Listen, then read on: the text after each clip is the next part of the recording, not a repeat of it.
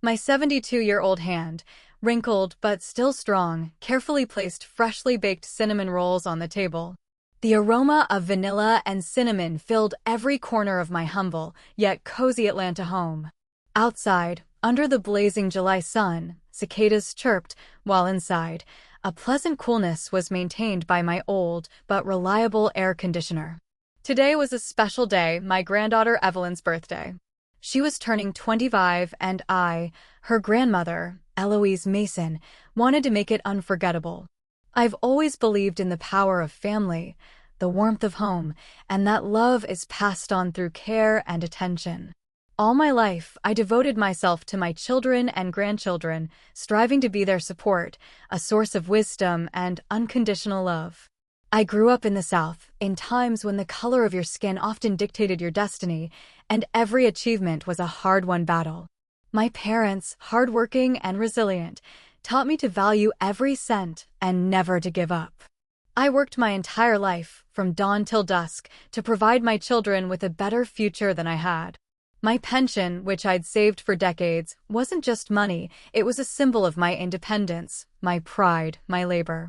It was my safety net, my peace of mind, my ability to avoid being a burden. Today, I decided I would give Evelyn not just money, but something more profound, a piece of my legacy, my wisdom, expressed through financial support. I planned to give her a significant sum that would serve as her startup capital for her dream of opening a retro-style coffee shop. It was my way of saying, I believe in you, my dear. Go forward and be fearless. I had no idea that this act of love would be the beginning of my personal nightmare. My daughter, Diana, 39 years old, had always been complicated. She was my only daughter, and I loved her with all my heart, despite all her flaws. Diana was a beautiful woman, with smooth dark skin that glistened in the sun and thick curly hair she often wore in an elegant bun.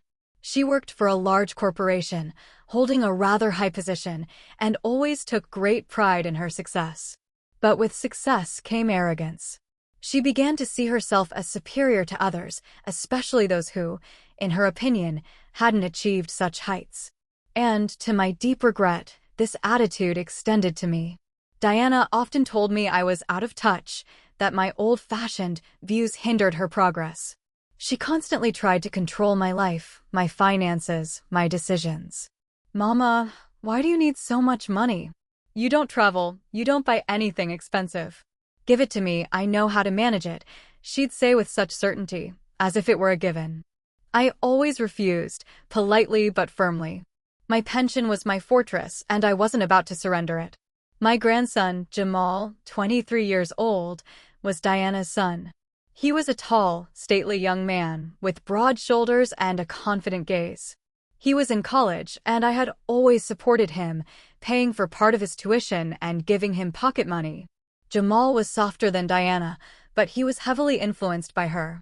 He often repeated her words, like an echo, and I saw him gradually distancing himself from me, becoming more and more aloof. Today, as I prepared those rolls, I felt genuinely happy. I looked forward to Evelyn's reaction to my gift. I'd even bought her a beautiful card in which I planned to enclose the check. I imagined her beaming face, her grateful hugs. My heart swelled with love. In the evening, when everyone gathered, the house filled with laughter and conversation. Diana, Jamal, Evelyn, as well as a few distant relatives and friends. I sat at the head of the table, watching everyone, and felt right where I belonged. I'd prepared not only the rolls, but also my famous peach cobbler, which everyone adored. The table was overflowing with treats, and I saw guests enjoying my dishes. When it was time for gifts, I felt a slight flutter of nervousness. I reached for my purse to retrieve the card with the check. But then Diana stood up. She held a large, beautifully wrapped present. "Darling Evelyn," Diana began in her clear, authoritative voice, "Jamal, and I want to congratulate you on your birthday. We know how much you dream of your coffee shop, and we decided to help you make that dream come true." My heart clenched. I looked at Evelyn, who was beaming with happiness. Diana handed her an envelope. "Here's a check for a significant amount that will be your startup capital. We believe in you." Evelyn rushed to Diana, hugging her tightly, then turned to Jamal. "Oh, Mom." "Jamal." This is so wonderful. I don't even know what to say. Everyone started applauding. I sat there, thunderstruck. I felt the blood drain from my face. My hand, still clutching my purse, trembled. I looked at Diana, who was smiling, basking in the general attention. Her gaze flickered to me, and there was not a trace of remorse in it, only triumph. "Mama," Diana said, addressing me, but her voice was full of disdain. "You seem to want to give Evelyn something? I hope it's not another one of your old-fashioned trinkets." A ripple of snickers went through the room. My cheeks burned. I felt tears welling up, but I held them back. I wouldn't let them see my weakness. I slowly took out my card. I wanted to give Evelyn money for her coffee shop, I stammered, my voice trembling. I'd saved it especially for this. Evelyn looked at me with slight confusion. "Grandma, that's so sweet, but Mom and Jamal already gave me everything I need." Diana smirked. "See, Mama? We've already taken care of everything. You shouldn't have bothered." It was a low blow. I felt humiliated, insulted, betrayed. My gift, my love, my efforts, everything was devalued, trampled. I stood up, barely suppressing the tremor in my voice. "Excuse me," I said, addressing everyone, but looking directly at Diana. I seemed to be in the way at this celebration. I turned and headed for the exit. I felt their gazes on my back, their snickers, their whispers. No one stopped me. No one said a word. No one except Evelyn, who quietly whispered, "Grandma." But her voice was too faint to reach me. I walked out of the house, and the cool evening air hit my face. Tears streamed down my eyes, burning my cheeks. I walked down the street, not knowing where I was going, and one thought spun in my head: how could she? How could my own daughter do this to me? My heart was breaking with pain. I felt not just old, but useless, a burden to be ignored and humiliated. All my life I had given, and now I was just cast aside, like an old object. And the most terrible thing was that it was done by my own daughter, my flesh and blood. Reaching my house, I collapsed onto the couch. I cried for a long time, until the tears ran dry. My body trembled with hurt and indignation. I felt empty, yet at the same time, something new was stirring within me, a cold, burning resolve. I couldn't believe that Diana, my only daughter, could do such a thing to me. It wasn't just disregard, it was outright theft of my idea, my moment, my chance to show love. The next day, I woke with a heavy heart. My head throbbed and my eyes were swollen from tears. I looked in the mirror. My face was pale, the wrinkles seemed deeper, and in my eyes was an unbearable pain. I looked as if I'd been through a war. And in a way, it was true. My family had declared war on me. I decided I wouldn't sit idly by. I wouldn't let them trample me. I wouldn't let them steal my pension, which I'd saved my entire life. I wouldn't let them steal my independence. I got up, poured myself a cup of strong black coffee, and sat at the kitchen table. My mind was in chaos. I tried to figure out how Diana could have known about my plans. I hadn't told anyone about my gift to Evelyn. No one. Only I knew about it. Or did I? Suddenly, it hit me. My purse. I always kept it in the same place, on the hook by the door. I remembered that a few days ago, Diana had stopped by my house to help with cleaning. She was always so caring when she needed something. She could have rummaged through my belongings while I was in another room. Could she have found my checkbook? Or, even worse, my bank statement? I jumped up and rushed to my desk, where all my important documents were kept. I opened the drawer. My checkbook was there. My bank statements too. But something felt off. I sensed it instinctively. Something had been altered. I started reviewing the statements more carefully. My eyes stopped on one line.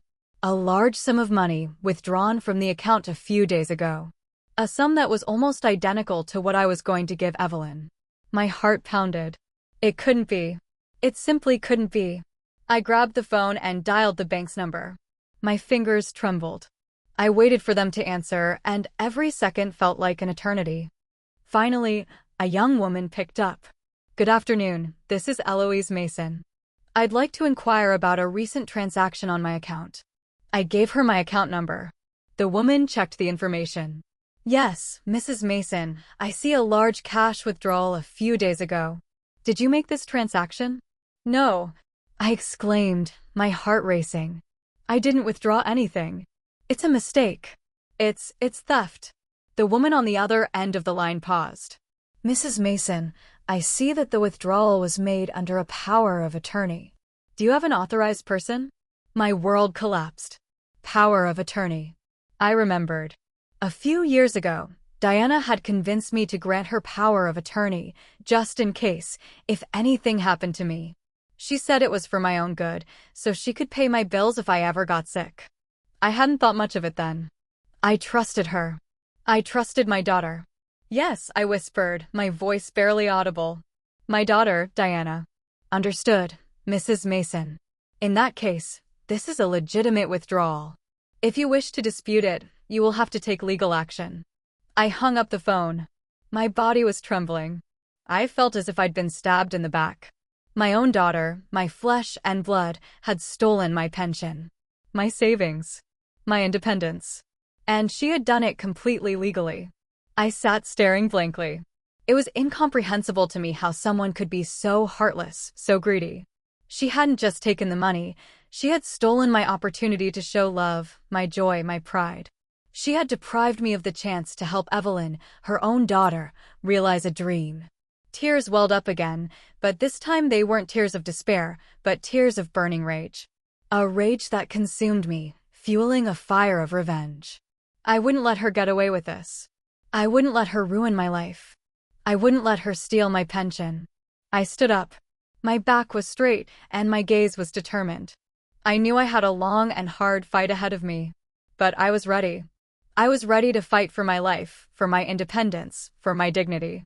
I started recalling everything I knew about Diana, about her weaknesses, about her greed. I knew she always craved wealth, luxury, recognition.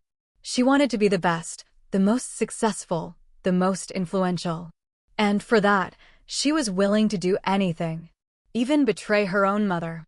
I remembered how she constantly boasted about her achievements at work, her expensive purchases, her connections. She always strived to be seen as rich and successful. And now I understood that she had used me, my pension, to maintain that image. I began to think about how I could get my money back. Legal action? That would be long, expensive, and humiliating. I didn't want to air my dirty laundry in public. I wanted Diana to regret what she had done. I wanted her to feel the same pain she had caused me. I began to consider my options. I had some savings Diana didn't know about. A small sum that I kept in another account at a different bank. This was my backdoor, my last hope. I always been prudent. I always knew that you couldn't trust everyone, even those closest to you. And now, that foresight might save me. I remembered how many years ago, when I first started saving for my pension, an old friend of mine, Mr. Johnson, who worked at a bank, advised me to open several accounts in different banks. Eloise, he had said, never put all your eggs in one basket. Always have a backup plan. I hadn't given it much thought then, but now I understood how wise his advice had been. My backdoor was a small but reliable account at a small local bank that I used for my personal needs, for small expenses, to occasionally treat myself to something nice. Diana had never known about this account. She was certain she controlled all my finances. And that was her fatal mistake. I decided I wouldn't act rashly. I would carefully plan my strategy. I wouldn't scream, I wouldn't make a scene. I would act quietly, calculatingly, and strike where she least expected it. I spent the rest of the day analyzing the situation. I recalled all my conversations with Diana, all her attempts to glean information about my finances, all her caring advice. I saw her true face, her greed, her selfishness. And I realized that she would never change. I felt empty, yet at the same time, a fire burned within me. A fire of revenge, a fire of justice. I was ready to fight. I was ready to show Diana that old Eloise Mason was not as simple as she seemed. I began to list my assets, my contacts, my possibilities. I remembered all my old friends, everyone who had ever owed me a favor. I knew I had support, even if my own family had turned their backs on me. I felt the old Eloise awakening within me, the one who had survived hard times, the one who had built her life from scratch, the one who never gave up. I was ready for battle. And I knew I would emerge victorious. My daughter thought she had stolen my pension, but she didn't know about my bank's backdoor. She didn't know I had a backup plan. She didn't know I was ready to fight. And she would very soon learn what it meant to underestimate an old woman who had fought her whole life for her place in the sun. I felt a surge of determination rising within me. I was not broken. I was wounded, but not broken. And now I was ready to act. I was ready to show Diana that her greed and betrayal would not go unpunished. I started planning my next steps. I knew I had to be careful not to reveal myself. Diana was cunning and calculating, and I couldn't let her know about my plans. I had to act covertly, like a shadow, and strike at the most unexpected moment. My pension wasn't just money. It was my freedom, my independence, my ability to live as I chose. And I wouldn't let Diana take that from me. I would get my money back. And I would make her regret what she had done. I felt a flame ignite in my heart. A flame of revenge, a flame of justice. I was ready for battle. And I knew I would emerge victorious. I spent the entire night thinking about my plan. I envisioned every step, every detail. I felt energy filling me, making me stronger with each passing minute. I was ready. My daughter thought she had won. But she was wrong. Very, very wrong. The morning after my discovery, the rage that had simmered within me had hardened into a cold, unwavering resolve. My head still throbbed, but it was no longer from tears. It was from the sheer force of my thoughts, meticulously piecing together a strategy.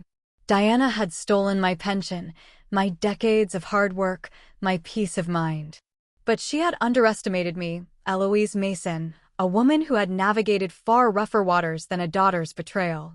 I would not just reclaim what was mine, I would ensure she understood the profound consequences of her actions.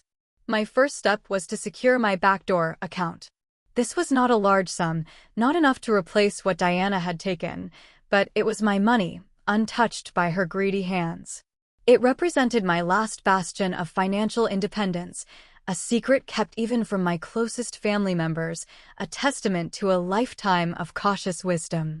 I dressed carefully, choosing my sensible navy blue dress and my comfortable walking shoes.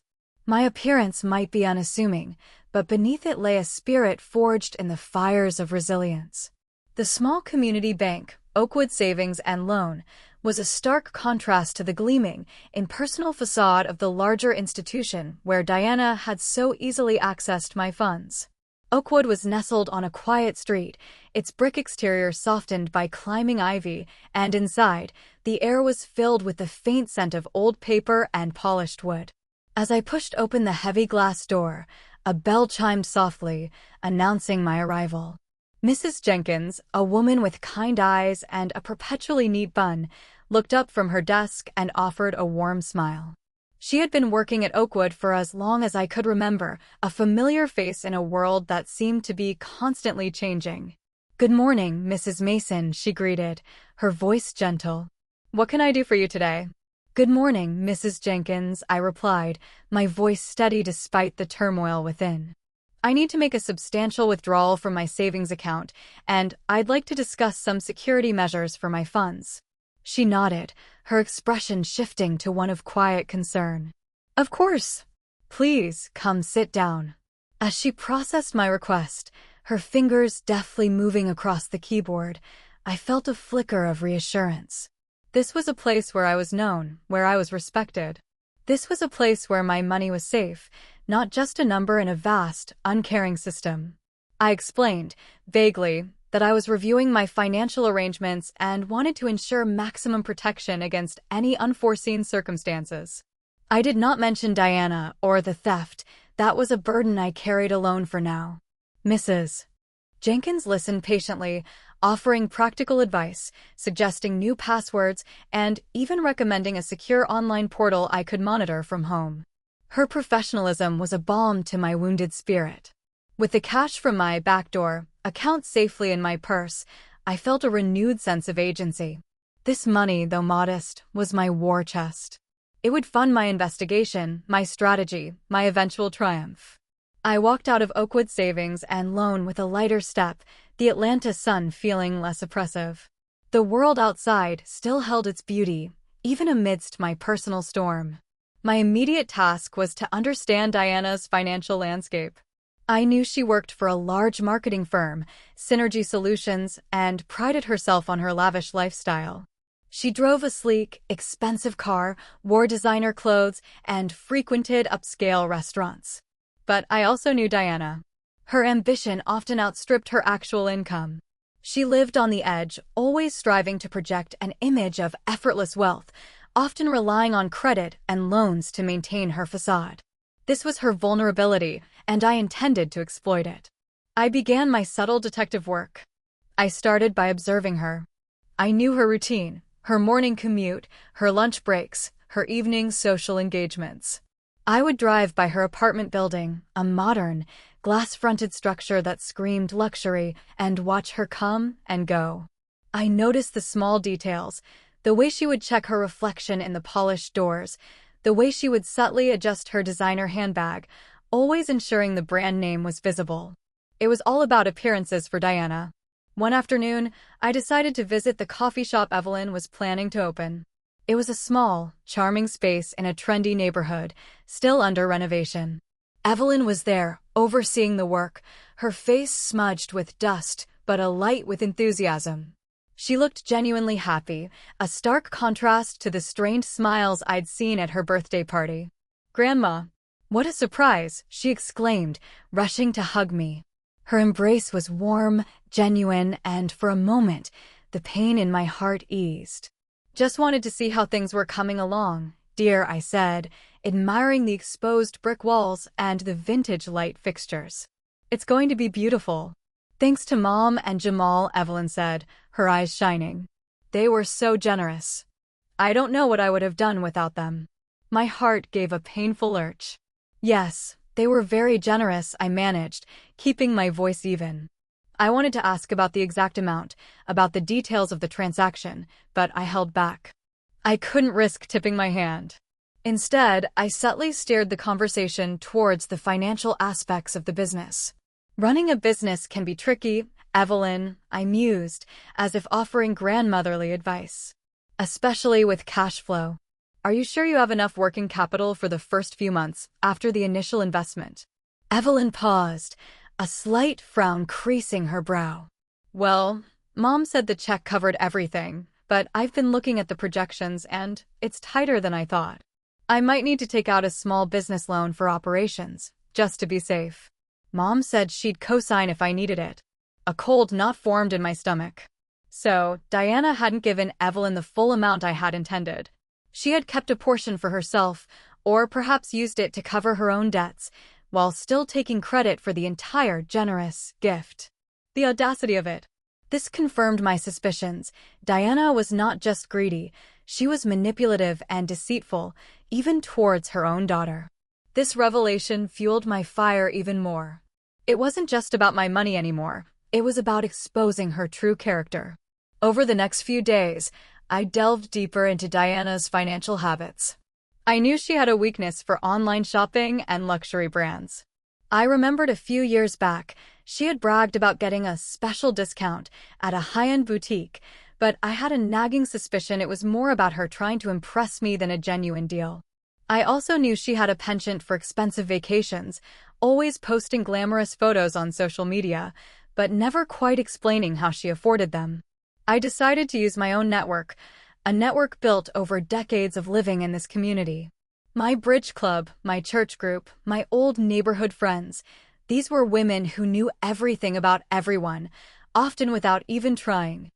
I didn't ask direct questions. Instead, I subtly steered conversations towards Diana, her career, her lifestyle.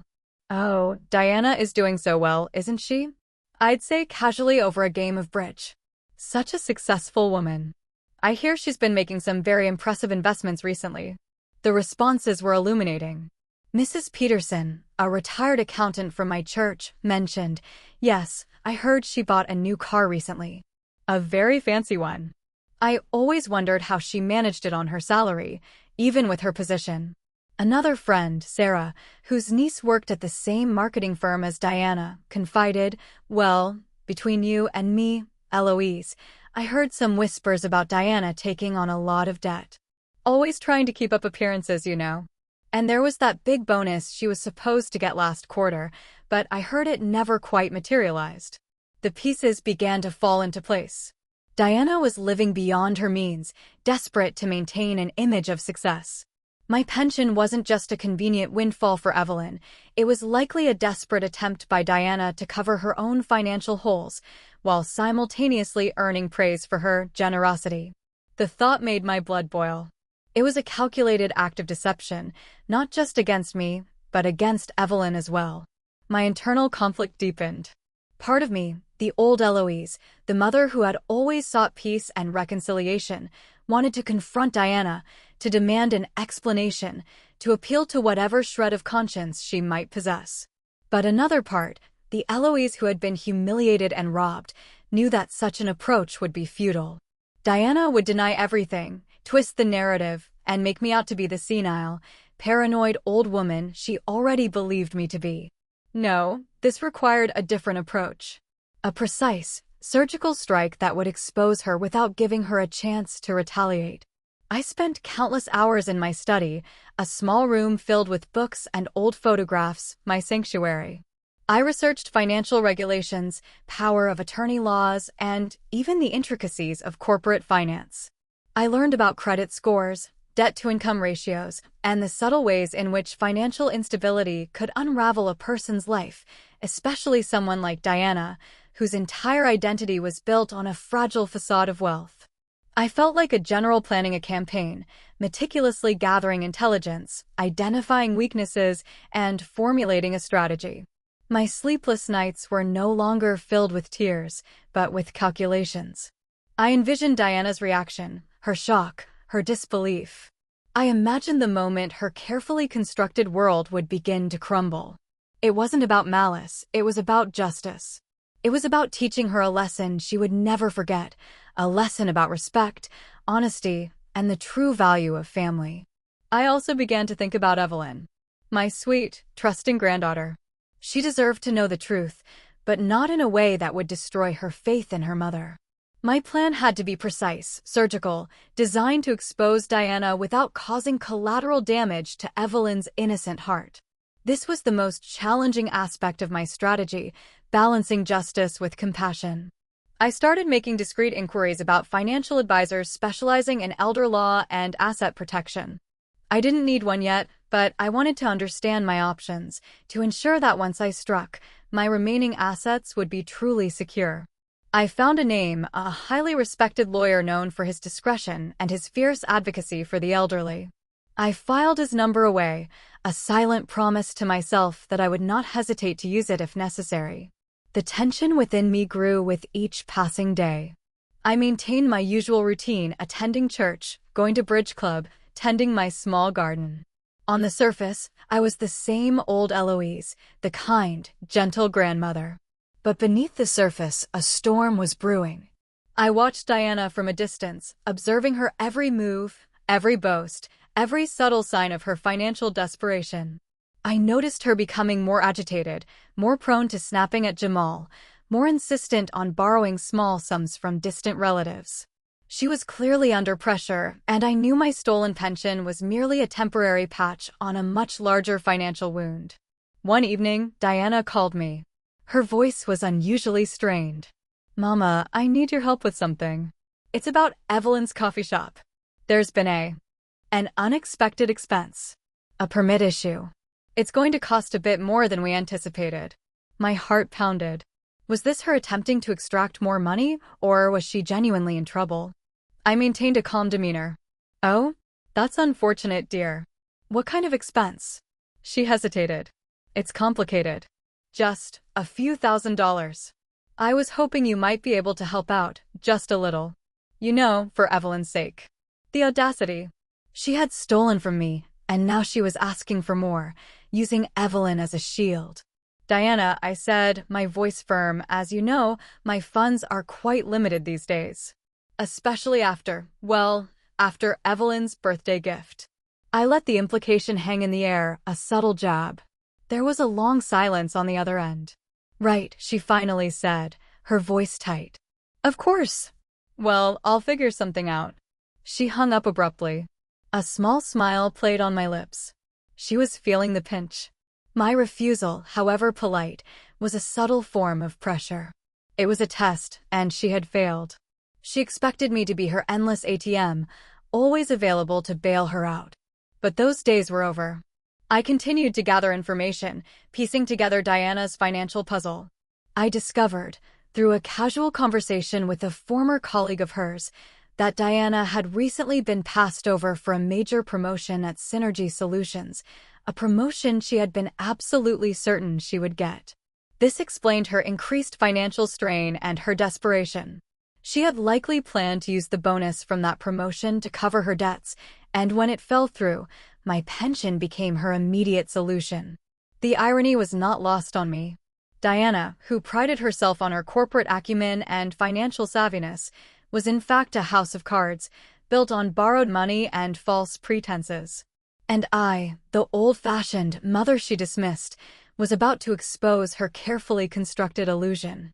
My plan was taking shape, intricate and precise. It involved leveraging her own weaknesses against her, using the very tools she thought she controlled. The backdoor in my bank was not just a secret account, it was a metaphor for the hidden strengths and resources she had never bothered to acknowledge in me. She saw only the surface, the old woman she could manipulate. She never saw the depth, the resilience, the lifetime of wisdom that had taught me to always have a contingency. The climax was drawing near, a carefully orchestrated symphony of revelations. I knew it would be painful, not just for Diana, but for the entire family. But sometimes, the truth, however harsh, was the only path to genuine healing and respect. I was ready to deliver that truth. The days following the gala were filled with an unsettling calm. On the surface, nothing had changed. I continued my routine, but beneath it, I felt the subtle tremors of a world about to shift. Diana, I knew, was reeling. My unexpected appearance, my quiet conversations, the planted seeds of doubt, they were working. I imagined her frantic calls, her desperate attempts to shore up her crumbling facade. The silence from her end was louder than any accusation. It was the silence of a predator caught in her own trap. My phone rang a few days later. It was Beverly Green, the financial journalist. Her voice was crisp, professional, and laced with an unmistakable excitement. "Mrs. Mason," she began, "I'm calling about that hypothetical scenario you described. I've done some digging. It appears there's a pattern of financial irregularities involving a prominent marketing executive in Atlanta. Someone whose public image doesn't quite match their financial reality. And it involves an elderly relative's funds." She paused, letting the implication hang in the air. "Are you, by any chance, that elderly relative?" My heart pounded, but my voice remained steady. "Ms. Green," I replied, "I believe my story might be of interest to you. But I would prefer to tell it on my terms, with certain assurances of discretion regarding my personal details, while ensuring the truth about financial exploitation is brought to light." We arranged to meet. I chose a quiet, unassuming cafe far from my neighborhood, a place where I felt anonymous and secure. Beverly Green arrived promptly, a sharp, intelligent woman with piercing eyes that seemed to see right through you. I laid out my story, calmly, factually, presenting the bank statements, the power of attorney documents, the dates of the transactions. I explained Diana's lavish lifestyle, her constant need to project an image of success, her recent financial struggles, and how she had used my pension not just for Evelyn, but to plug her own gaping holes. I emphasized the betrayal, the humiliation, and the systemic issue of elder financial abuse, particularly within families. Beverly listened intently, taking copious notes, her expression shifting from professional interest to genuine outrage. "Mrs. Mason," she said, her voice low, "this is a shocking case. Not just the theft, but the sheer callousness of it, especially from your own daughter. This is exactly the kind of story my readers need to hear. It's a cautionary tale, a call to vigilance." I concluded by stating my terms. I wanted the story to be published, but without my full name initially. I wanted Diana's actions exposed, not just for my sake, but for every elderly person who had been taken advantage of. I wanted her to face the consequences of her greed, not just legally, but professionally and socially. I wanted her carefully constructed world to crumble, just as she had tried to crumble mine. Beverly agreed, understanding the delicate balance between public interest and personal privacy. She promised to handle the story with the utmost care, ensuring maximum impact. The article, when it appeared a week later, was a bombshell. It didn't mention my name directly, referring only to a respected matriarch in the Atlanta community. But it meticulously detailed the misuse of power of attorney, the diversion of funds intended for a grandchild's business, and the perpetrator's desperate attempts to maintain a high-flying lifestyle built on debt and deceit. It painted a damning picture of a successful executive whose ethics were as bankrupt as her finances. The article was picked up by other local news outlets, then by national financial blogs. The internet, with its insatiable appetite for scandal, did the rest. The fallout was immediate and catastrophic for Diana. Her name, though not explicitly stated in the initial article, was quickly linked by those in her professional and social circles. Whispers turned into open discussions. Her clients at Synergy Solutions began to question her integrity. Internal investigations were launched. Her carefully cultivated network, built on superficial appearances, began to unravel. The phone calls I had subtly encouraged Beverly to make to Diana's colleagues and associates, under the guise of researching the company's financial health, were now bearing fruit. I received a call from Jamal a few days after the article broke. His voice was strained, filled with a mix of anger and confusion. "Grandma," he stammered, "what is going on?" She's a mess. Her company is investigating her. Her friends are avoiding her. People are saying terrible things. Is this about you?" I took a deep breath. This was the moment. "Jamal," I said, my voice calm but firm, "your mother stole my pension. She used the money I saved for Evelyn's dream to pay her own debts. She betrayed my trust, and she humiliated me publicly. What is happening now are the consequences of her own actions." The truth, Jamal, always finds a way out. There was a long silence on his end. I could hear his ragged breathing. "But why? Why would she do that?" "She told me. She said she was giving Evelyn all the money. She said she was doing so well at work." "She told you what she wanted you to believe, Jamal," I explained gently. "She built her life on a foundation of lies and appearances. And now that foundation is crumbling. I did not wish her ill, but I could not allow her to continue to exploit me or to deceive you and Evelyn." His voice was barely a whisper. "Evelyn, does Evelyn know?" "Evelyn deserves to know the truth, Jamal," I said. "It is not my place to tell her, but she will find out. And when she does, she will need your support, not your mother's lies." I could hear the pain in his voice, the dawning realization of his mother's true character. He was caught in the crossfire, a victim of Diana's deceit as much as I was. I felt a pang of sadness for him, but also a glimmer of hope. Perhaps this painful truth would be the catalyst for his own growth, his own understanding of true integrity. The climax of Diana's downfall came swiftly. Synergy Solutions, a company that prided itself on ethical conduct, could not afford the public relations nightmare. Within days, Diana was asked to resign, a polite euphemism for being fired. Her carefully curated social life evaporated. Her friends, who had flocked to her for her perceived wealth and influence, vanished. Her creditors, emboldened by the public exposure, began to pursue her relentlessly. The sleek, expensive car was repossessed. The condominium, burdened by its second mortgage and her inability to make payments, was foreclosed upon. Diana, who had once prided herself on her opulent lifestyle, found herself financially ruined, socially ostracized, and utterly alone. I did not gloat. There was no joy in seeing my own daughter brought low, only a profound sense of justice served.